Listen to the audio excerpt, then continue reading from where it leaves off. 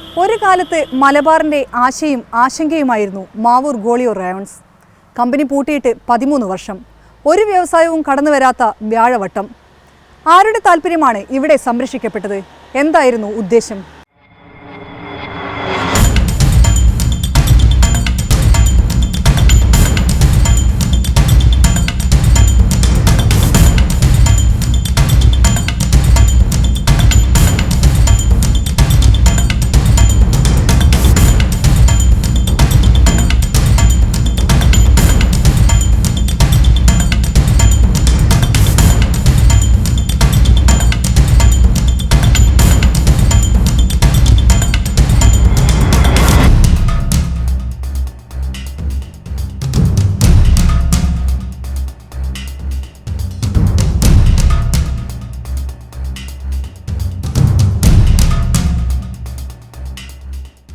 കാട് പിടിച്ച് നശിച്ച കെട്ടിടങ്ങൾ, ഒരു കാലത്ത് പേരുകേട്ട വ്യവസായ ഭൂമി, 2000 കോടിയോളം രൂപയുടെ മൂല്യം.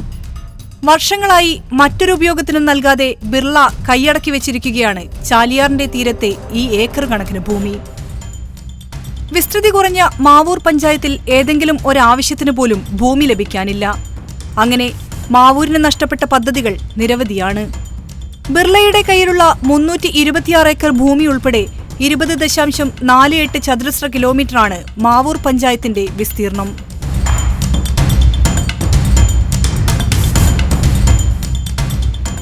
മാവൂരിനെ സംബന്ധിച്ചിടത്തോളം മാവൂർ ഏറ്റവും വിസ്തീർണം കുറഞ്ഞൊരു പഞ്ചായത്താണ്. വിസ്തീർണം കുറഞ്ഞ ഈ പഞ്ചായത്തിൽ നല്ലൊരു ഭാഗം വെള്ളക്കെട്ടായിട്ട് പോകുന്നു. മറ്റു വരുന്ന 400 ചില്ലാനും ഏക്കർ ഗ്രാസിമിൻ്റെ കയ്യിലും കിടക്കുക. മാവൂർ പഞ്ചായത്തിൻ്റെ യാതൊരു വികസന പ്രവർത്തനങ്ങൾക്കും ഭൂമിയില്ല എന്നുള്ളതാണ്. ഇപ്പോൾ ഒരു നിയോജക മണ്ഡലത്തിൽ ഒരു സർക്കാർ ആർട്സ് കോളേജ് എന്ന നിർദ്ദേശം വന്ന സമയത്ത് 5 ഏക്കർ ഭൂമി സർക്കാർ നമ്മളോട് ആവശ്യപ്പെട്ടു. നമുക്കൊന്നും ചെയ്യാൻ പറ്റാത്ത രീതിയിൽ ആ കോളേജ് നിയോജക മണ്ഡലത്തിൽ നിന്ന് തെന്നി നഷ്ടപ്പെട്ടു പോയി. അതുപോലെ തന്നെ ഇപ്പോൾ KSEB സെക്ഷൻ ഓഫീസിന് സ്വന്തം കെട്ടിടത്തിലേക്ക് മാറാൻ വേണ്ടി വരുന്ന സമയത്ത് സമീപ പ്രദേശങ്ങളിലെ പഞ്ചായത്തുകൾ സ്ഥലം വാഗ്ദാനം ചെയ്യുമ്പോൾ മാവൂർ പഞ്ചായത്ത് ഇക്കാര്യത്തിൽ ഒരു പ്രതിസന്ധി നേരിടാം.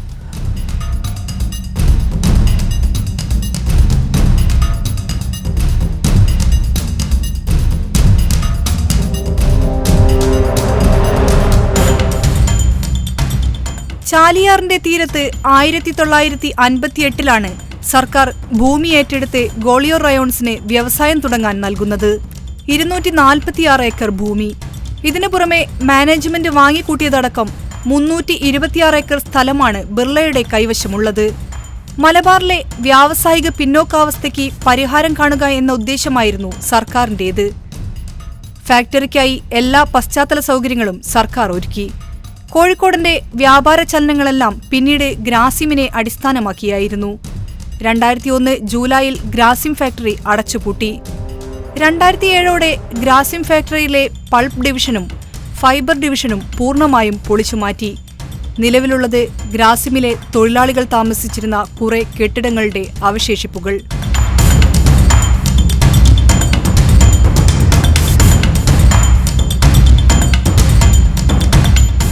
ചാലിയാറിനെ മലിനമാക്കിയ ഗ്രാസിം ഫാക്ടറി അടച്ചുപൂട്ടിയപ്പോൾ തന്നെ ആരംഭിച്ചതാണ് ഒരു പരിസ്ഥിതി സൗഹൃദ വ്യവസായം പ്രദേശത്ത് കൊണ്ടുവരിക എന്ന നിർദ്ദേശം.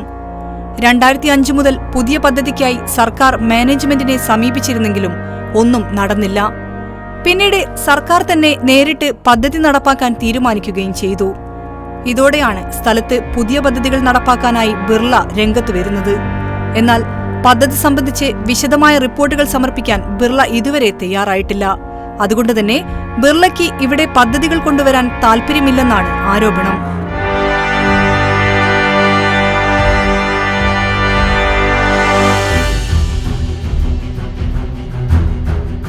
ഞങ്ങൾ പുതിയ വ്യവസായം ഇവിടെ ആരംഭിക്കുന്നു. അതുകൊണ്ട് ഇൻഡസ്ട്രിയൽ പർപ്പസിന് വേണ്ടിയിട്ട് അക്വയർ ചെയ്തെന്ന ഭൂമി ഞങ്ങൾക്ക് തന്നെ കിട്ടണം എന്ന് പറഞ്ഞ് ഒരു അഫിഡവിറ്റും കൊടുത്തു.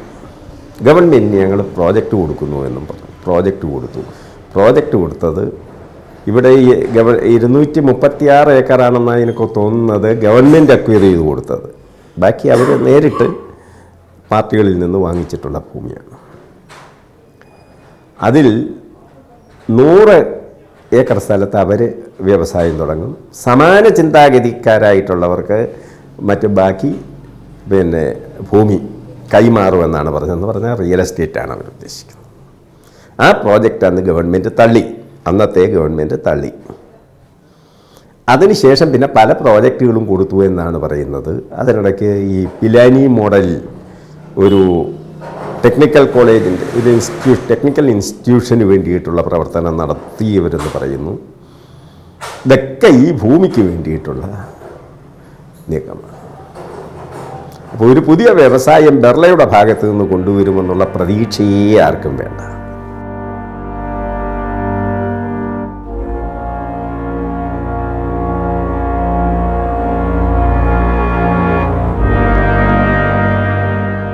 സർക്കാർ നേരിട്ട് വ്യവസായം നടത്താൻ തീരുമാനിച്ചിരുന്നെങ്കിലും ബിർള ഹൈക്കോടതിയിൽ നിന്ന് ഇതിനെതിരെ സ്റ്റേ വാങ്ങി. എന്നാൽ ഈ സ്റ്റേ നീക്കാനായി സർക്കാർ ഇതുവരെ മെനക്കെട്ടിട്ടില്ല.